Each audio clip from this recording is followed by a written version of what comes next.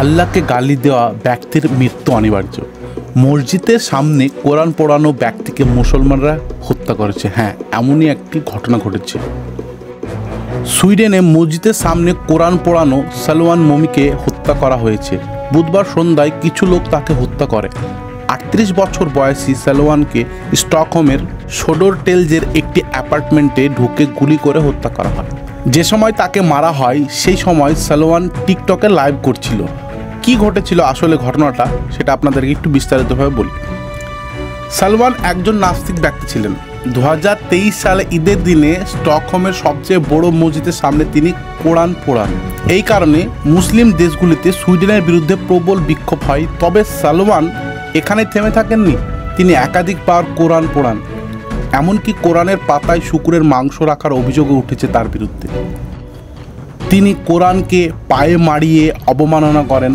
তবে সালওয়ানের হত্যাকারী কে তা এখনও জানা যায়নি।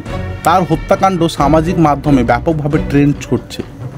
ভারতে রাইট উইং সমর্থকদের বক্তব্য, হিন্দুদেরও এখন সতর্ক হওয়া উচিত, কারণ মুসলিমরা তাদের প্রতিশোধ নিতে কখনোই ভুলে না। কিন্তু আসলেও মুসলমানরা কিন্তু এরকমটা নয়, কারণ প্রতিটি মুসলমানদের মতে যে তার ধর্মের বিরুদ্ধে যদি কেউ কোনোরকম কুসংস্কার বা কোনোরকম অবমাননা দেখায়, তার দায়িত্ব খুদ আল্লাহ নেবেন। তো এরকমটা ভাবা কখনোই উচিত নয় যে মুসলমানরা এর জন্য প্রতিশোধ নেবেন। ঘটনা সূত্রে আরও জানা যায় যে সালওয়ান মমিকে এবং তার বন্ধু নাজিমের আজ আদালতে হাজির হওয়ার কথা ছিল, কারণ ওই যে তাদের বিরুদ্ধে নিজ দেশে ইসলাম বিরোধী বিদ্বেষ ছড়ানোর অভিযোগ ছিল। 31শে জানুয়ারি মামলার রায় ঘোষণার আগেই কিছু লোক তার জীবন কিন্তু শেষ করে দেয়। এই সালমান মমিকি ইরাকের আসিরিয়ান আরামি খ্রিস্টান সম্প্রদায়ের একজন সদস্য, আর তিনি পেশায় টিকটক করে বেড়াতেন। তিনি মত প্রকাশ করেছেন যে তার বিশ্বাস ছিল মুসলিম ধর্মের আদর্শ ও বিশ্বাস বিশ্ববাসীর জন্য ক্ষতিকারক। তাই তিনি মুসলমান বা ইসলাম ধর্মকে অবমাননা করার জন্য এসব করে বেড়াতেন।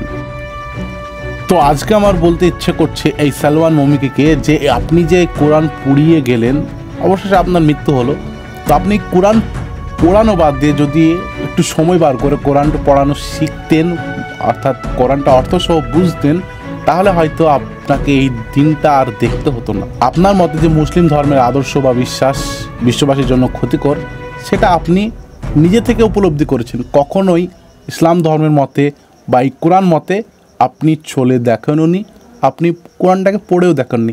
তো আপনি যেখানে আছেন বর্তমানে সেটা আপনার কর্মের ফল।